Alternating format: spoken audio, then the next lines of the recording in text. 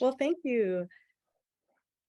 So I'll get going because we are at the 12:15 mark, and I just wanted to welcome everybody. Good afternoon to our panel discussion, Meeting the Moment. Um, just wanted to introduce our moderator. My name is Dr. Yessa Twalkley with the Sports Equity Lab, but Dr. Kia Darling Hammond is going to be coordinating everything for the day. So I thought I would introduce her so you would get to know her just a little bit before she starts introducing everybody else. She's very humble, so she's not going to do herself justice, which is part of the reason why I demanded to speak first.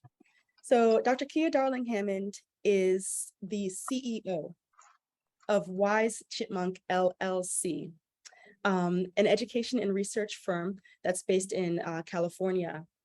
Dr. Darling Hammond is the author of the Bridge to Thriving framework, which is extremely novel and goes one step beyond just surviving and making ends meet to truly thriving and, quote, living our best life, as we would say nowadays.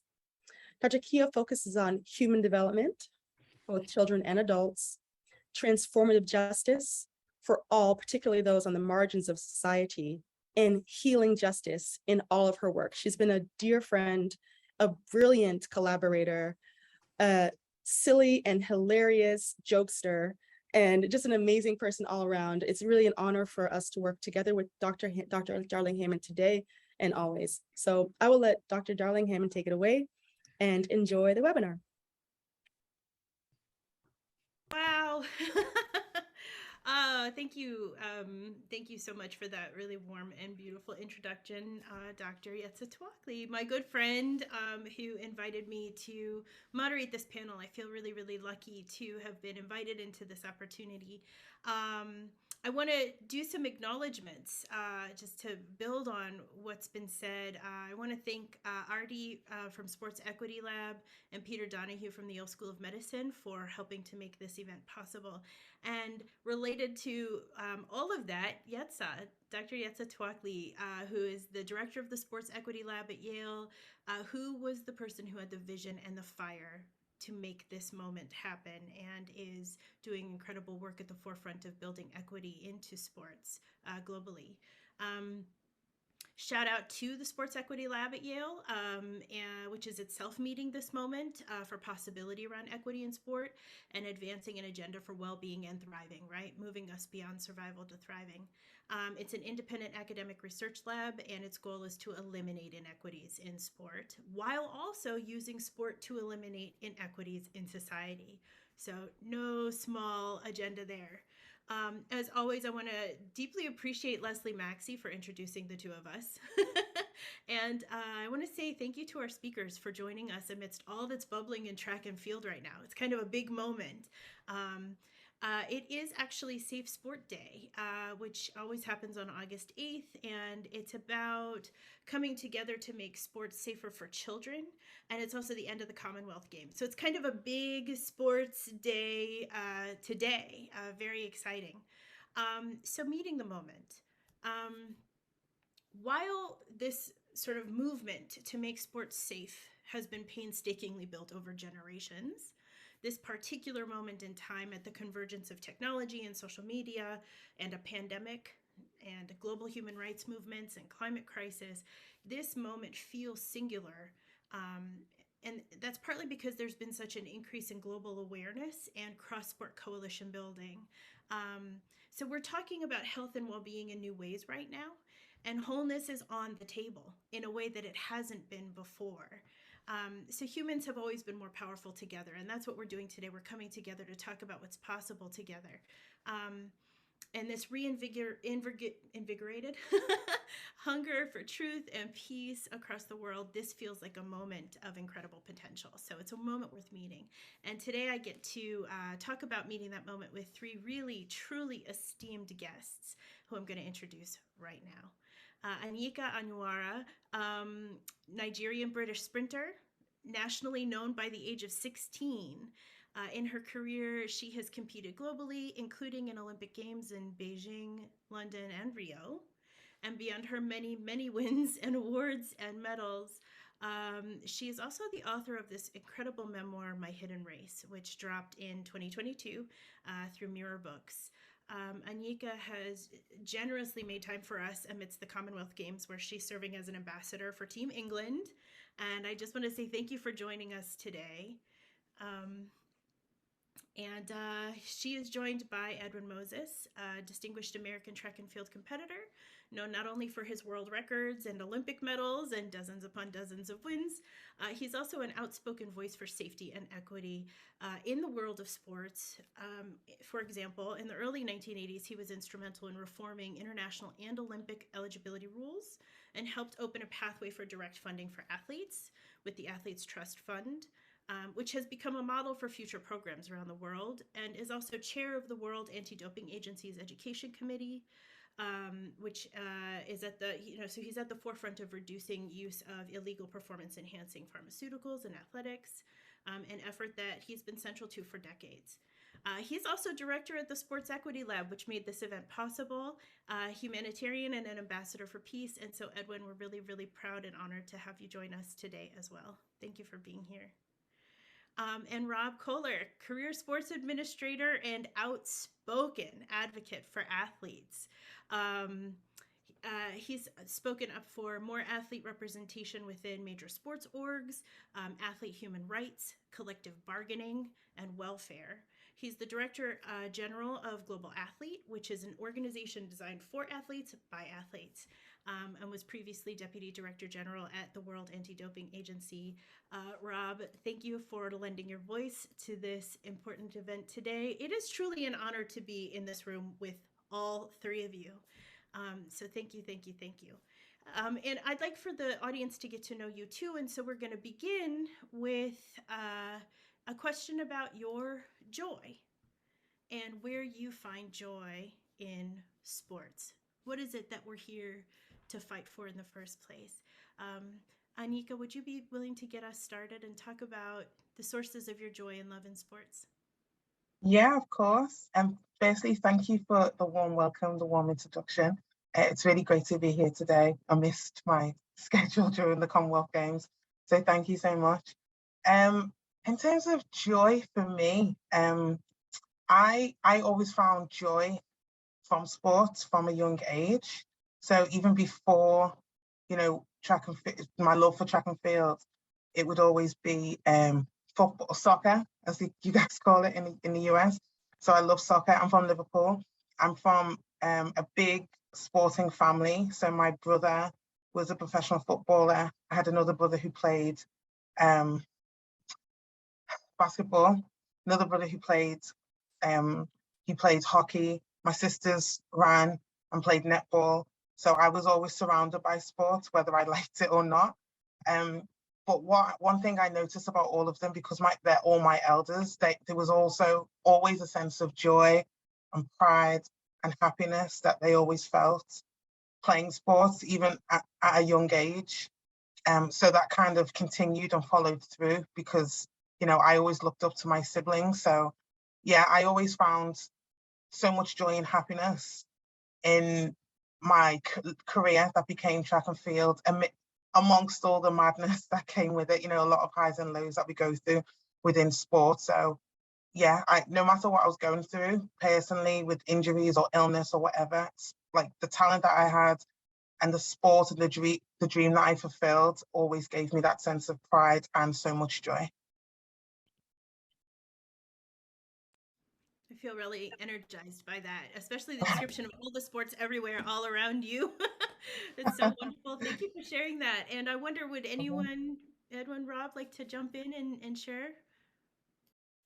Yeah, I'll jump in. I'm Edwin Moses, and I had a lot of joy in sports growing up as a youngster. I participated in lots of different sports and even multiple events in track and field. I was a pole vaulter in high school, won the freshman city meet, very good triple jumper.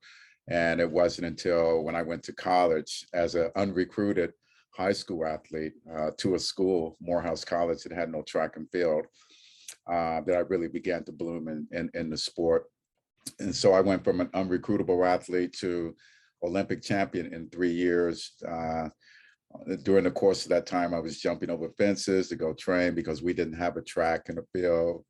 barely had weights or anything. So I really loved the sport of track and field, which is why I became great. And one of something that I know worked for me was that I love track and field and put more into it than a lot of people that were much better than me, and that's how I got to the top. So my first and biggest joy was, of course, the 1976 Olympics, when I won the gold medal and broke the world record, which was held by John Akibua of Uganda, my third year in college. And this was almost 4 months to the day after the first time that I ran that event. Although I ran the 110 hurdles and the 400 flat, I had never run the 400 meter hurdles. So between March 27th, 1976 and July 25th, 1976, I went literally from rags to riches, and ended up breaking the world record. So that was my most joyful experience in track and field, other than the 1984 Olympic Games.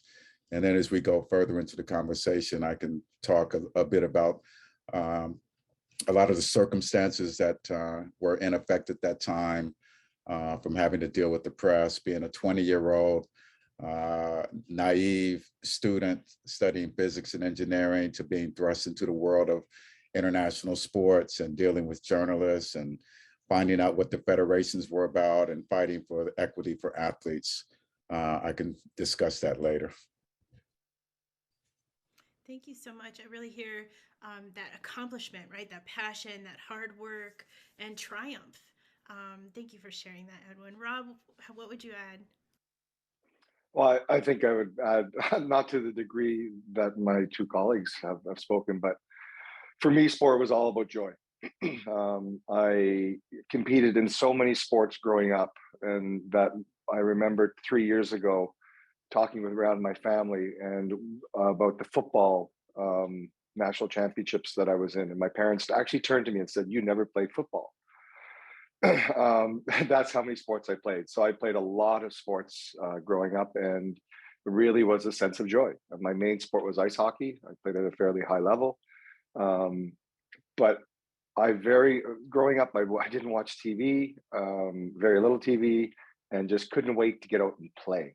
And I think that's where everyone gets into sport, is to play and to have satisfaction within, satisfaction among teammates, and just love it. And that's kind of what drives my passion now, is I want to see sport competitive, but I also want to see it safe and joyful. And I think that's where we need to see the future go.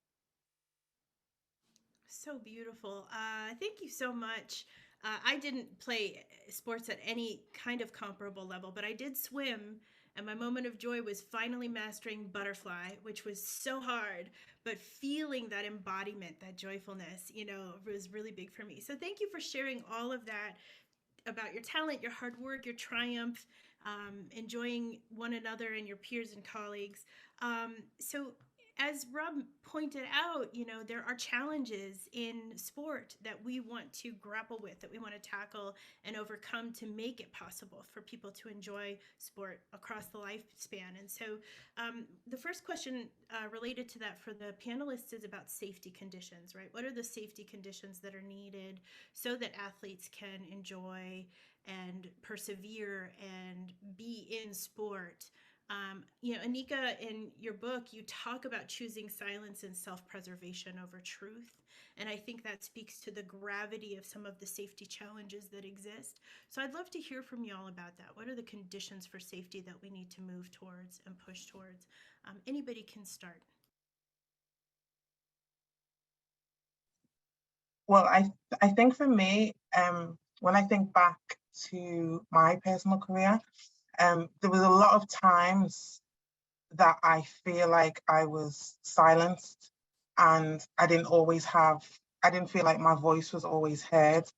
And it was difficult in track and field, but also being a British athlete, when you don't necessarily have people, you have direction from senior leaders, senior management, but I didn't always feel safe. I didn't always feel that sense of safety. So, for example, there was an incident which I talk about in my book, where there was, I was away on a race in Italy, and there was one of the neighbors who saw me doing a warm-up in the street before the competition. She called the police on me. And, you know, it was extremely difficult because I was, you know, quite young at the time. And, you know, you feel like, well, who am I going to turn to? Who do I explain this to? Who would even understand? Because you didn't always have people like me who looked like me, who were senior management. So that was always extremely difficult. So that safety from one aspect. And then another aspect, where, you know, the times where I did feel like, you know, everything was always about medals and performance and, you know, success. And you don't really stop to think about, well, how are you doing? Are you okay? You know, asking simple questions in order to find out how each individual athlete is. So I think after I retired, so I stepped away from the sport in 2019, and I had the amazing privilege to write this book. It gave me food for thought. And ultimately, it wasn't just about me and the different types of abuse I went through in the sport. It was about being a voice for other people. And I think, and as scary as it is, because you also have to feel like you're in a place of comfort in order to speak about these things, because it's not all, it wasn't all nice. It wasn't all, you know, winning medals and you see me happy and smiling. Like, I was really going through some tough times. But what it has done is it's opened various conversations, especially within my own organization, to them reading the things that I've spoken about and reaching out and saying, okay, we got this wrong, but what can we do to help? And I think that's great that the first steps are being made.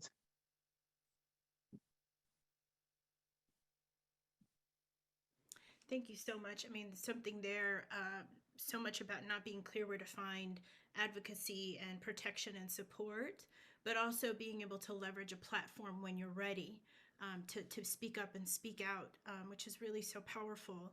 And I wonder if Edwin or Rob, would you like to jump in on the safety conversation as well?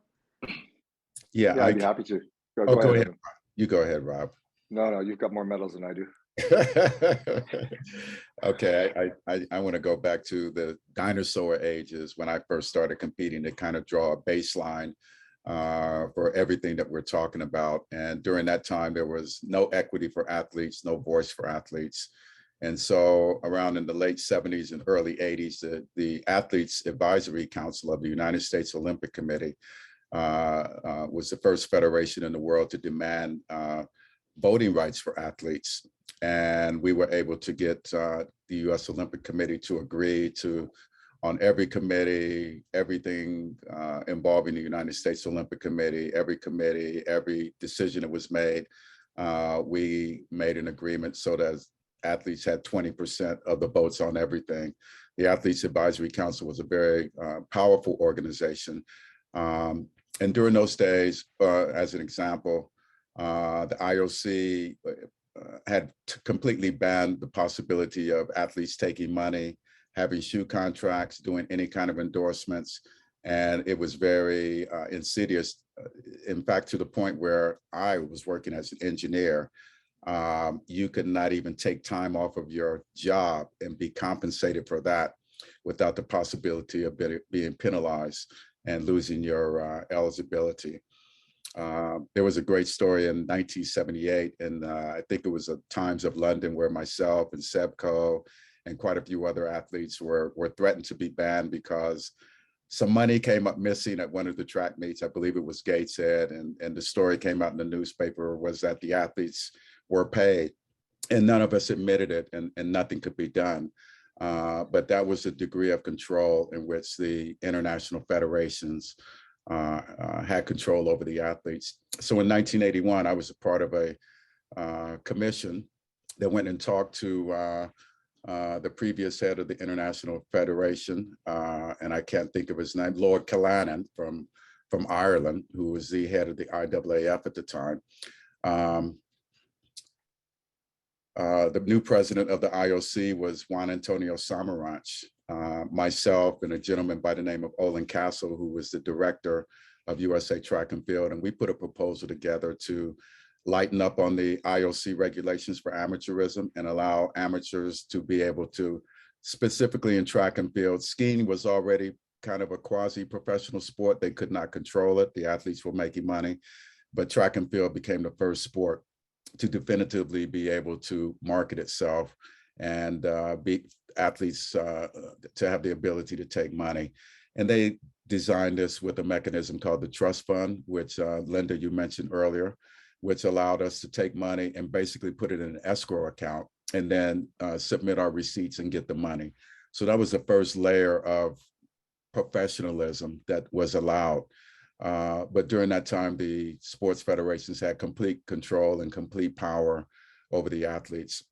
I was in a very self-preservation mode because I was working as an aerospace engineer at a company in California. And I was really stuck behind a rock and a hard ball, whereas I didn't have enough time to train because I was working full-time as an engineer.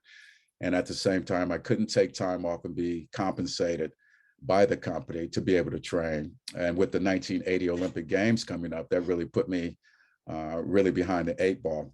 So I had to resign my job. And at that point, I became dedicated to changing the rules. This was 1979-80. And by 1981, those amateur rules changed, which is really the genesis for everything that's happened today. And then subsequent to that, the Olympic Games were coming up in 1984. And there was a gentleman named Peter Uberroth that came in with a new financial model. And one of the things that he realized is that if they were going to, if the LA organizing committee was going to go out and get sponsorships from these major companies, he realized that it would be necessary to bring the athletes in and allow the athletes to cut deals and be endorsees for these companies. This actually was the model for all the advertising, all the banners that you see around every soccer field, every basketball court, every baseball game, every sport in the world, Formula One and everything else. Back then, there was no sponsorship other than local sponsorship. So he unlocked a behemoth in terms of corporate representation and athlete representation. So by the time the 1984 Olympic Games came around, the whole backdrop for amateurism has changed. And that's why athletes are able to be compensated today. Those two actions, the 20% of voting that the U.S. Olympic Committee allowed, the Athletes Advisory Committee, which is now a model for all over the world. Most organizations, except the ones that are really locked in the past, do allow athletes to have some type of representation. And that's what Rob is fighting for all the time with these federations. And back then it was more about amateurism and representation, but now it is about human rights, sexual abuse, things of that nature. So it's really transitioned, but that's how everything started and where athletes really began to become empowered. Powerful. I think part of what resonates with me is the power of movement over time and the model of successful gains in movement that provides for us, so that we can anchor into that when we're fighting today. And it is really important to know the history and to be able to see the echoes of all of that hard work, the coalition building, and see that in the present sport that we enjoy to this day. Thank you so much for sharing that, Edwin. And if I could add, I would say that all of this came with quite a bit of peril during that time, because you were a pariah as an athlete to speak out, because even some of the athletes did not have your back. There was no recourse. There was no one to go to. There were not going to be any hearings about that. And many of the administrators were dead set against athletes making money, becoming professionals. That was a very bad word from an administrator's point of view back then. Being a professional athlete, they were just not for it and wanted to remain in control of everything. So those of us who got involved in it early, we have all the stab wounds, bullet wounds, napalm burns, and everything else to go with fighting for the rights of athletes, 35, 40 years ago.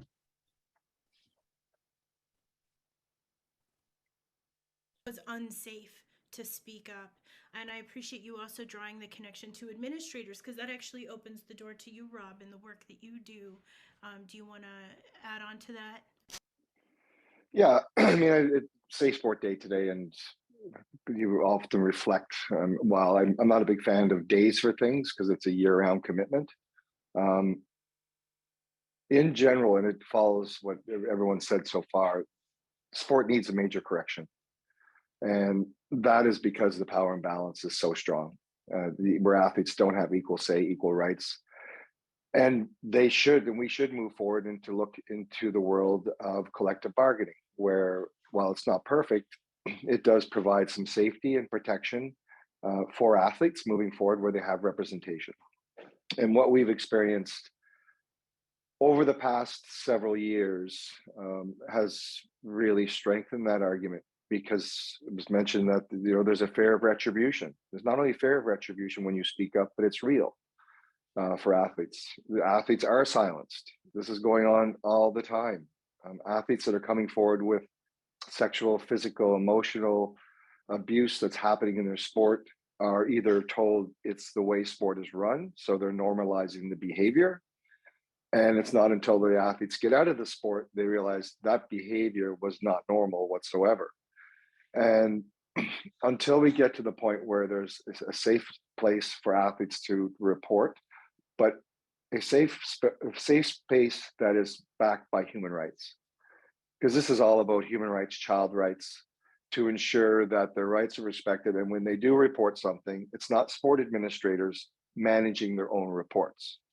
It's human rights people understanding what's acceptable, what's not acceptable.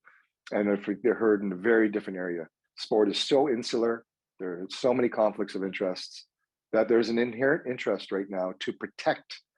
And sport finds that if we cover up, we protect, because they're really across the whole level of sport, international and domestic, there's clearly a lack of transparency. And that's not anecdotal when I say that, because we see athletes coming forward. In Canada, just the last 3-4 months, we've been standing up for gymnasts. Over 500 athletes have come forward. We have their cases, we've submitted their cases, and currently nothing's being done. And that sends a message to every survivor that are brave enough to speak up, that your voice doesn't matter. And if that doesn't spark change, I'm not sure what will.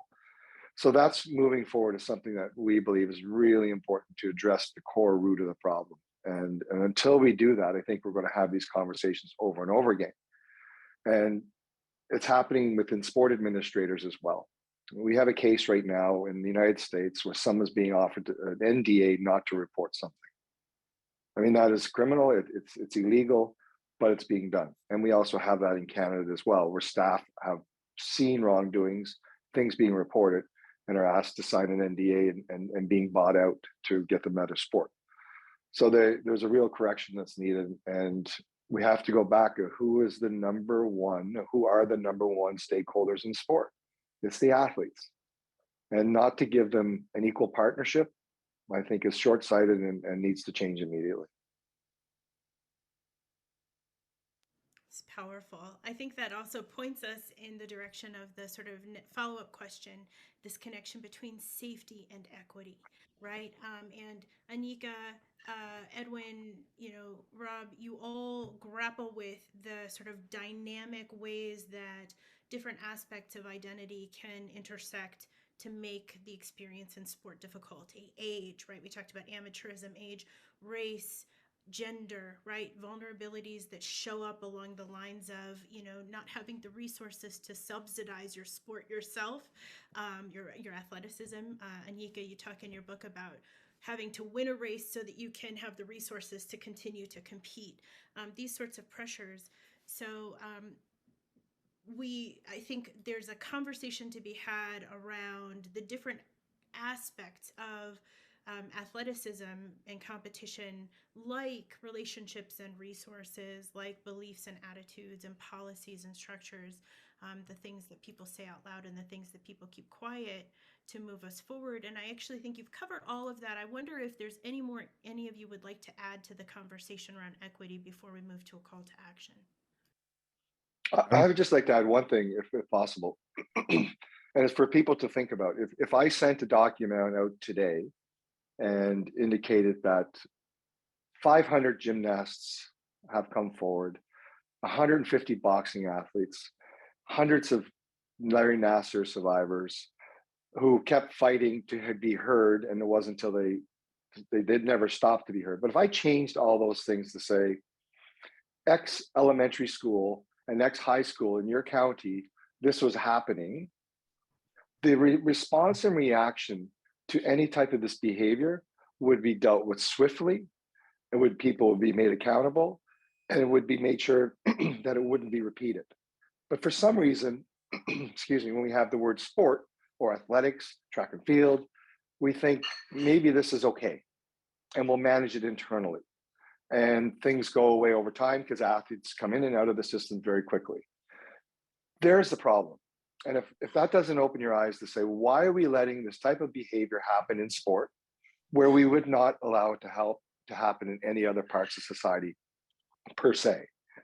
And until we get to that realization that sport is no different than the rest of society when it comes to what's acceptable norms and how sport sells itself in being a transformation of change, then sport actually needs to do better than society right now if they're going to pretend to be what they are moving forward. So, and the final point is, until athletes can get a employee-employer relationship with sport, they're never going to have rights that they deserve.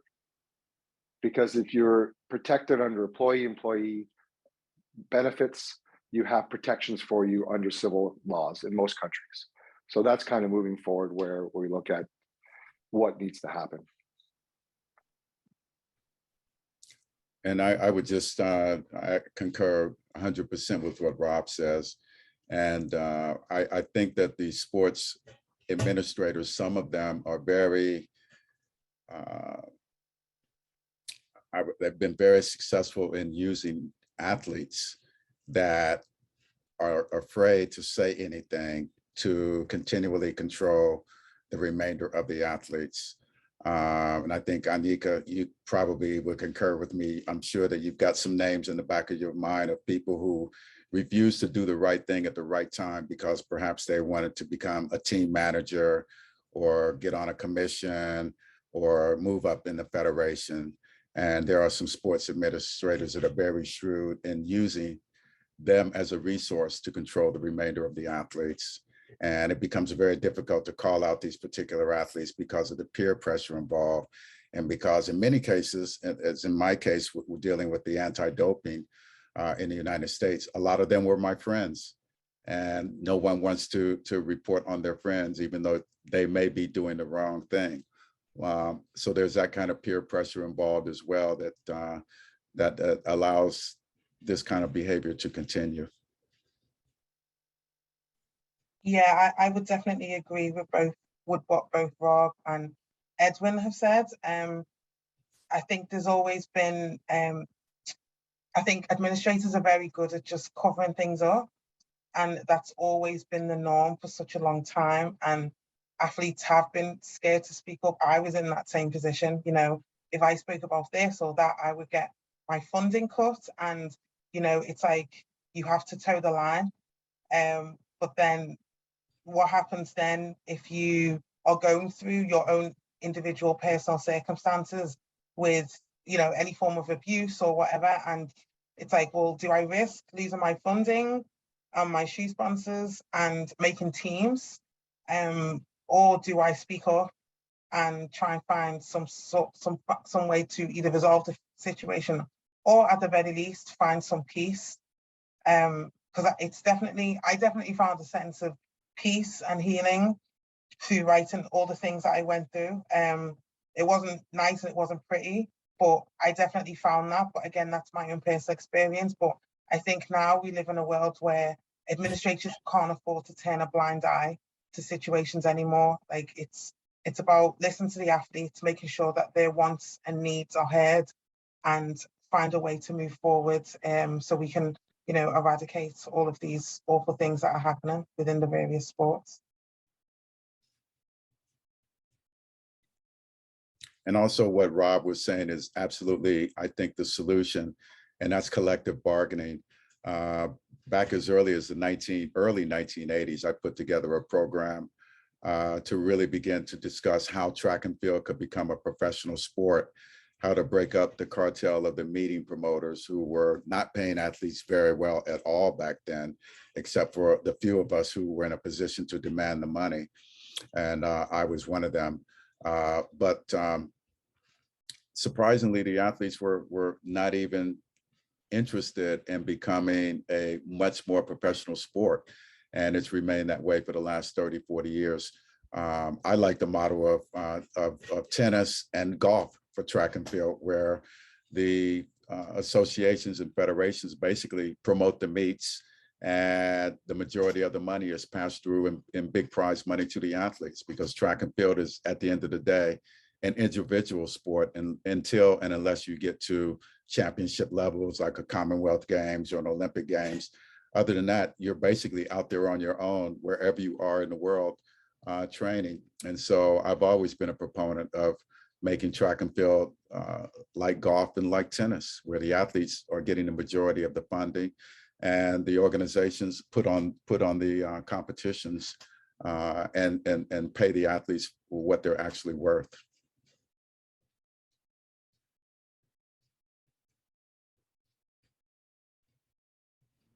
I really appreciate all of that. And I think the call to action is taking shape. I was struck by something,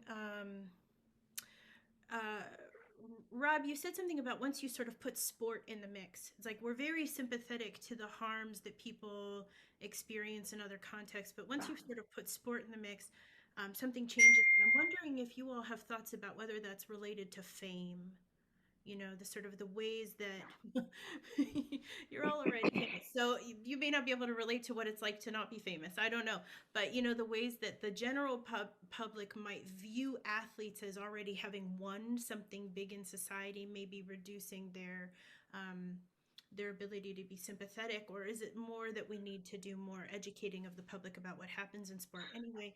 Do you see a connection to fame, this kind of idea of like once it goes into sport, there's something happening there? I think that from my perspective and dealing with the athletes we've worked with, it definitely has the fame facade, and I use that, it's a facade, because the majority of athletes that are at the Olympics, Paralympics, um, can barely pay rent. So the fame is a facade that's, they're on TV, millions of people watching, but they're really not generating anything from that. And and the other area which is a major concern is with that is there's been no oversight or regulation of sport.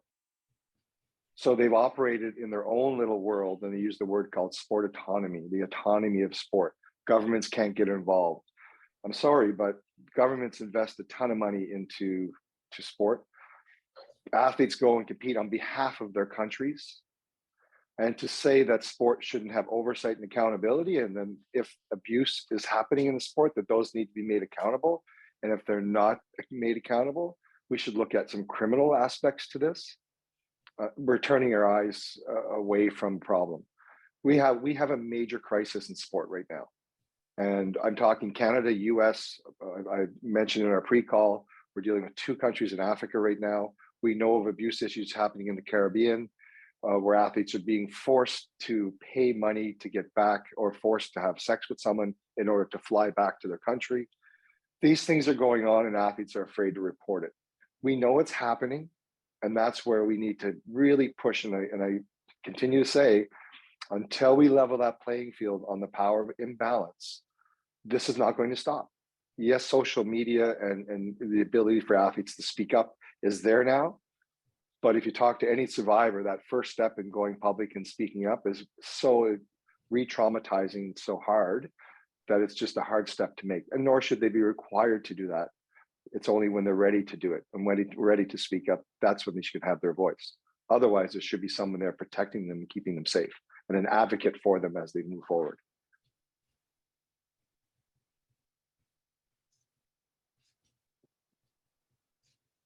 On Safe Sport Day, uh, I'm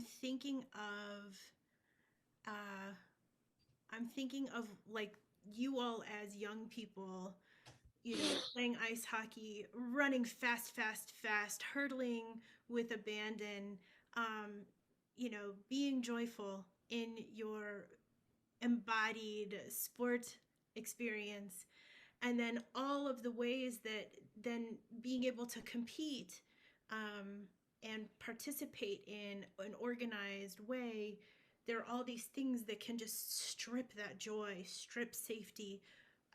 It's just heartbreaking, honestly. I do think it's such an important thing for people to pay attention to, especially those of us who are not the elite competitors, those of us who are in the audience deriving extraordinary joy from that physical triumph that we're watching, right? And so I think that brings us to our call to action. And you have already said a number of things. We've talked about coalition building, collective bargaining, creating safety that's backed by human rights advocates, not administrators policing themselves, possibility models in tennis and golf. I think there's a lot there. I'm wondering if you'd like to add to that. What can we do to sort of meet this moment and advance this safety and equity and joy possibility in sports? And I think, just to broaden it, think about it from the perspective of what can the public do? What can administrators do? What can athletes and their families do? And even, I'd love to hear what we think researchers can do. But what can we do to meet this moment? I think that the public would do sport a lot of good if they reacted in a vociferous way to the news that's going on, for example, with gymnastics. I mean, it's been going on for 4 or 5 years now, and it's still going on. They've had everyone from, Federal Bureau of Investigation, Olympic committees, gymnastics coaches and teams, medical doctors involved. But I think the general fan is kind of absorbing the news, but taking no action and doing anything about it. Organizations like Global Athlete have been of tantamount importance to bringing this to the attention of not only people in the sports industry, but also people in the media and the public as well. So that effort has to continue to go forward. I think as we go forward, many of the athletes who get involved in the administration of sports and who move up into sports, really a lot of the onus is going to fall on them in terms of doing the right thing and fighting for the rights of athletes versus looking out for themselves and how high they're going to rise or what position they may want to have in the sport. In terms of researchers, I think there's a lot of good research out there that's being done right now. A lot of people are following the trends of sexual abuse, emotional abuse, things of that nature. I think the general sports fan had a wake-up call during the Summer Olympics in Tokyo as to what happens mentally to an athlete when you saw quite a few athletes virtually melt down on global TV during the competitions, and that brought to everyone's attention the aspects of mental health on an ongoing basis and how that affects athletes. So there's a lot going on in the space. At the end of the day, as Rob said, a lot of it is going to have to, a lot of our attention is going to have to be directed at the administrators of the sports and making sure that there is a legal basis to continue to press forward and make changes and make sure that the right thing is done for athletes. Yeah, I would back up with you what Edwin just said on research driving change. We've done several research projects, one being on the collective bargaining and equal representation. Others been on athlete welfare and well-being. And the proof and the research with athletes coming forward and speaking up speaks to itself. So it's not, again, we're not talking anecdotal, we're talking actually evidence-based information that athletes are coming forward with to tell how their sport is being run, how they're being treated, how they're feeling. And that really needs to drive reform. And the more we have athletes coming forward and speaking up, whether that's anonymously, more sport administrators speaking up, and exposing the truth and more transparency. I think truth to power is the way we have to move forward. And we did that with Rule 50, Edwin, you'll recall. You were a pioneer in that, to allow athletes to speak up about social and racial justice issues. That was a result of pressure from athletes speaking up and saying, hold on here, my basic human right is freedom of expression. And there's no way sport rules can over or supersede human rights. And athletes stood strong together and demanded that the IOC rescind or minimize that rule, which they end up doing.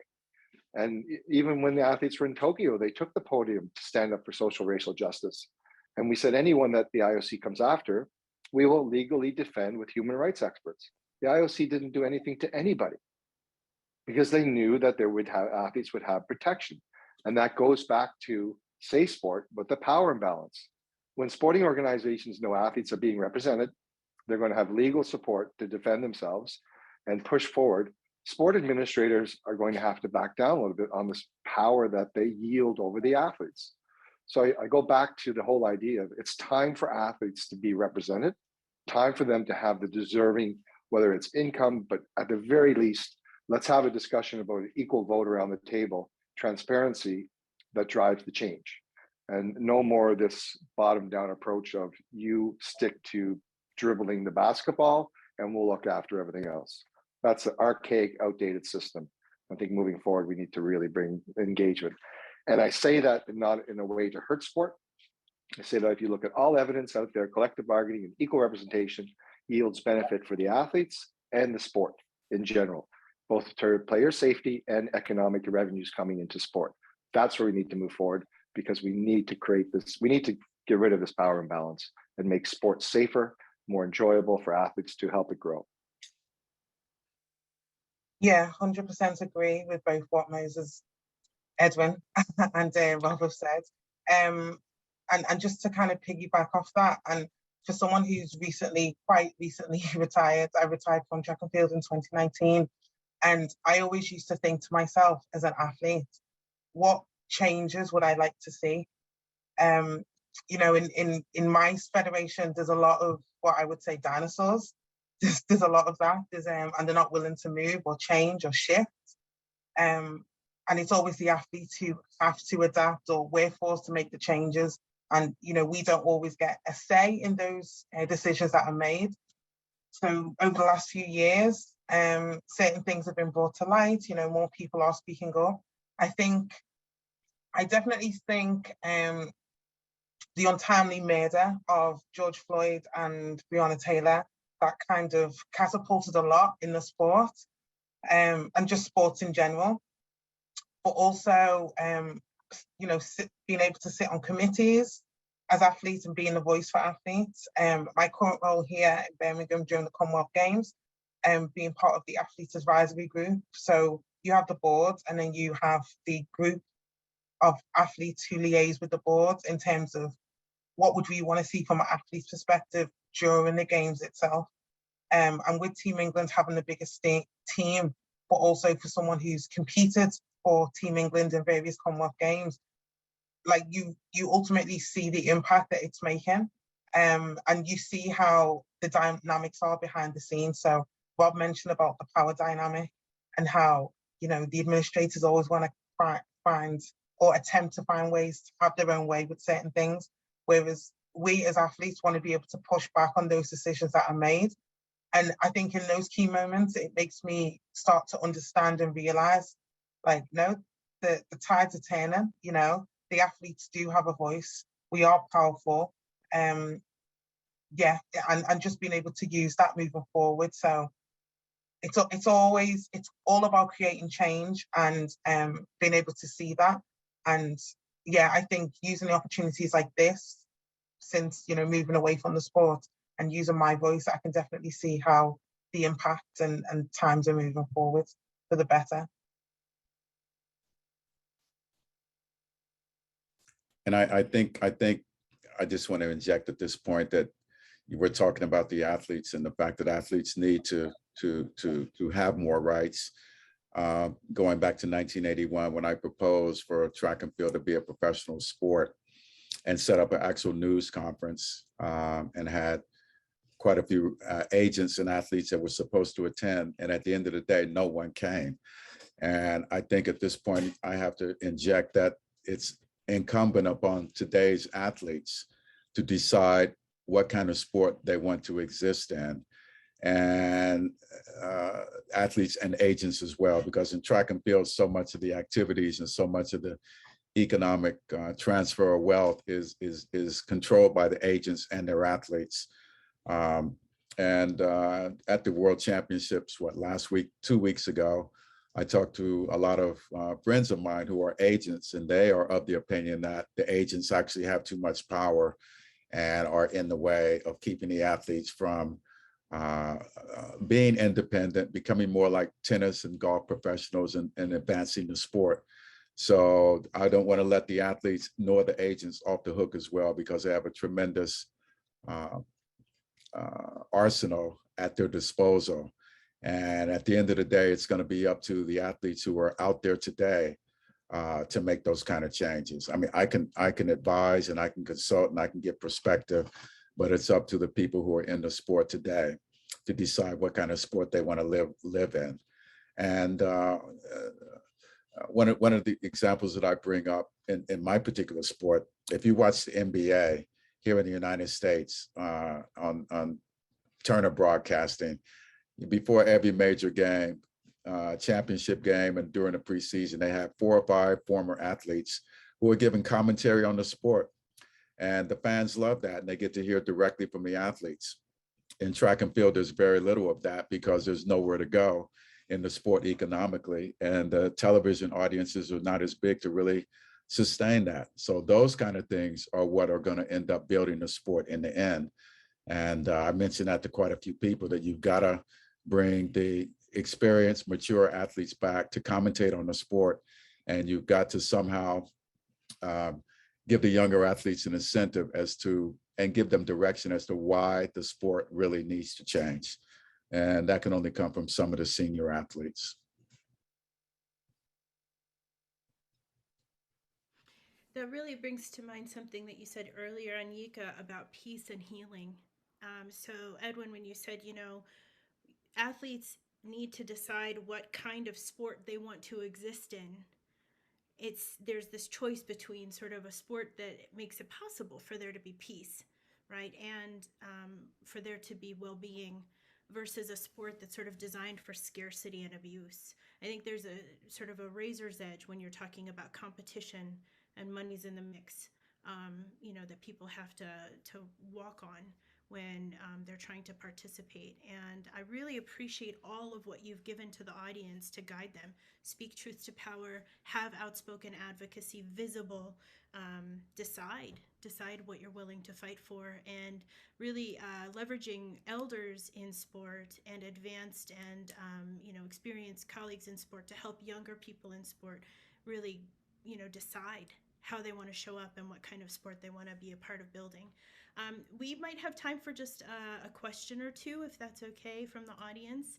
And one person brings this up. They talk about how possible is this, right? Big business. There's a big business of sports media based on judging athletes rather than giving them the microphone. There's sort of so much money in the mix. How possible is all of what you all have named from your perspective?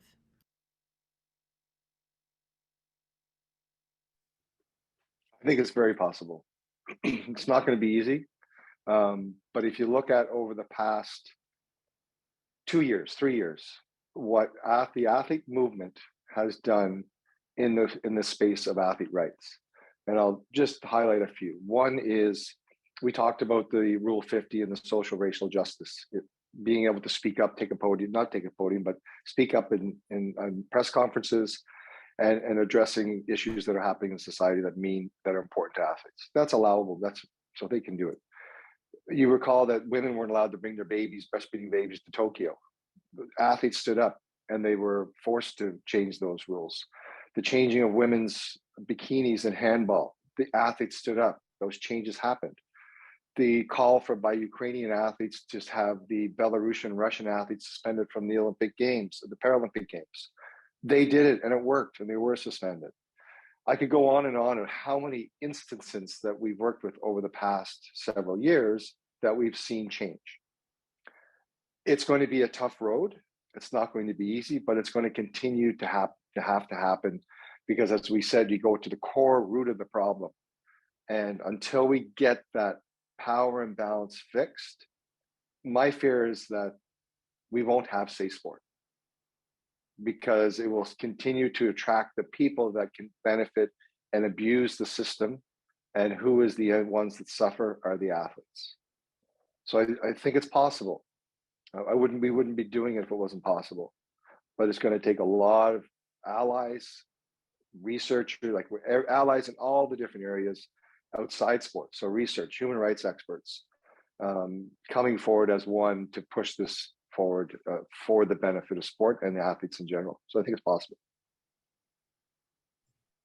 You know, one of the things that I always experience, I don't go to a lot of major championships anymore, but I used to go to virtually all of them, world championships in track and field. I was one of the first athletes on the IOC Athletes Commission, along with Seb Coe and Thomas Bach and Pale Schmidt and Guy Drew and these guys back in the 80s.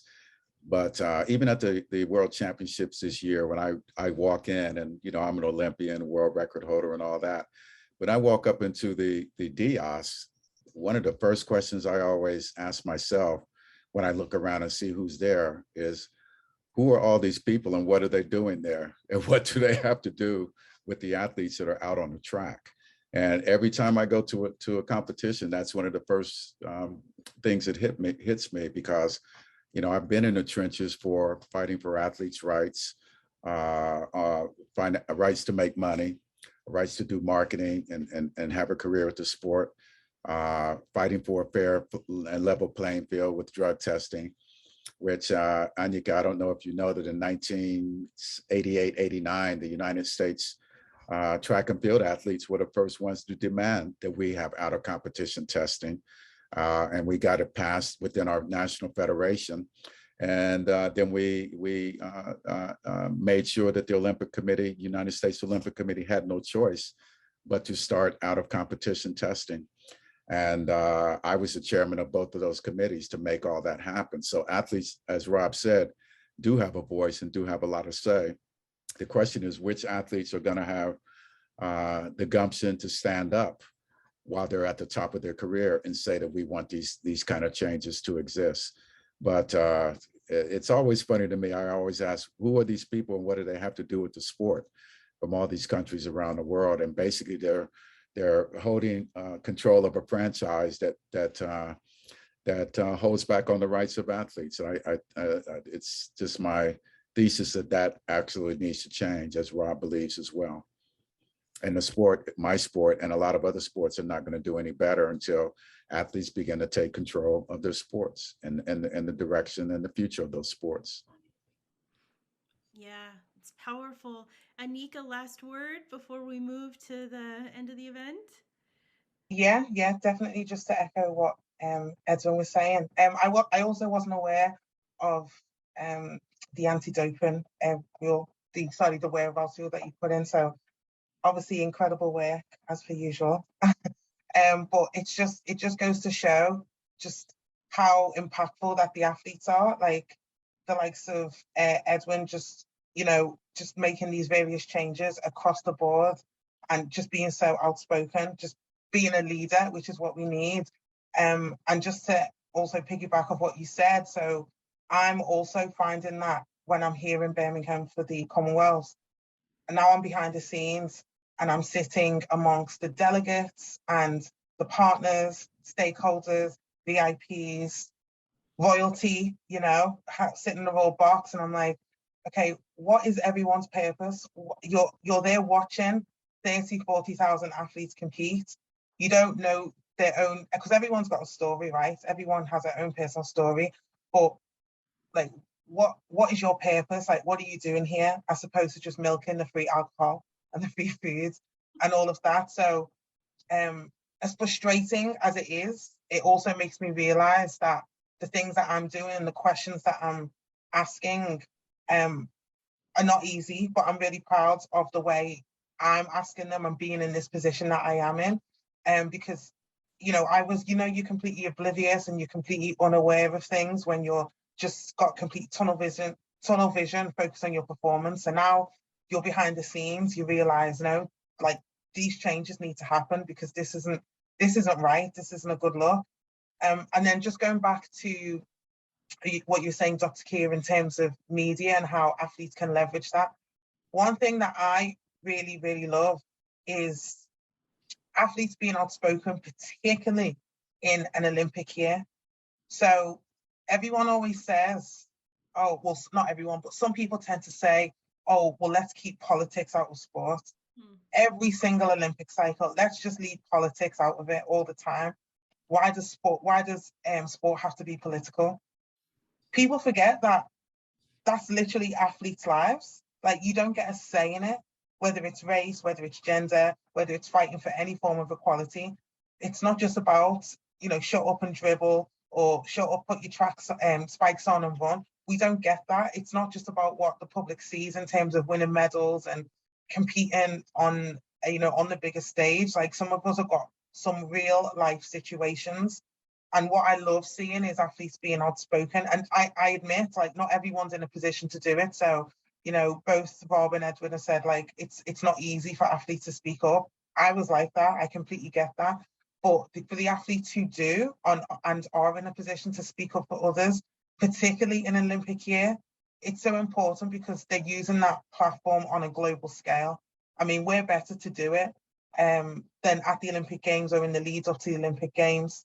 And it's just an act of being fearless. And like I said, not everyone's in a position to do that, but I think we definitely need more of it. I'm seeing a lot more of it.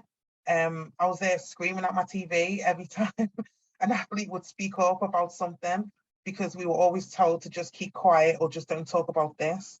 Whereas, like I said, these are real life situations. No one can hide. No one can be forced to turn a blind eye.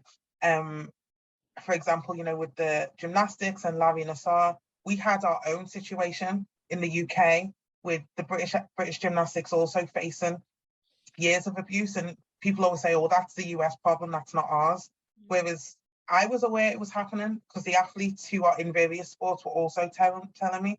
But again, it's them being able to speak up at the right time and whenever they feel comfortable enough to do so. So yeah, I think athletes should be in a position to continue to leverage their power and speak up on the big stage, including on any media platform that they can. This has been such a powerful intergenerational, international conversation, and I think we've gotten a lot of really brilliant guidance from our guests here today, while we're continuing to build safety, which is part of the critical work. Those who can and should speak up and make visible the challenges and issues that are present in sport today. And we know that it's possible and that we can build on the foundation of people who have fought in the past and continue to fight in the present for safety and equity and joy in sports. I'm actually buzzing. I have goosebumps on my arms. I'm so inspired. I'm about to cry. It's just been so tremendous to hear from you all today, and I'm so grateful that you made time to guide us in this conversation. We're going to do a little bit of closing out with housekeeping. The Sports Equity Lab hosted this, and we actually recently published an article on unapologetic refusals, which you can see on the Sports Equity Lab website under publications, which is about exactly this: Simone Biles and Naomi Osaka refusing to compete and choosing peace, right, as you said, Anyika, and healing over scarcity and being unwell. So thank you everyone for being here. Thank you to our audience. We're going to throw up a couple of slides to sort of see people out. Let's hear it for our audience, and we'll see you next time. Thank you so much. Thank you. Thank you. Yeah. Oh, is it time for jazz hands? Thank you. That's brilliant. Love this. Arti, could you drop the Slide? in the chat and put the slide up for our folks in the audience. Thank you so much, everyone.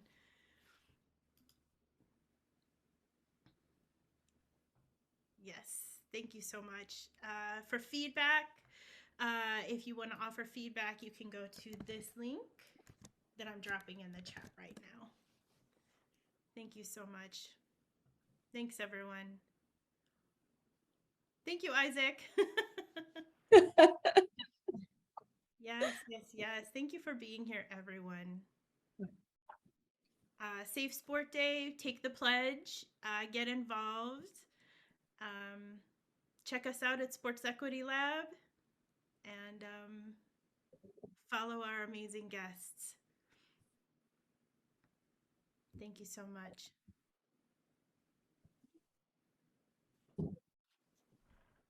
Thanks, Artie.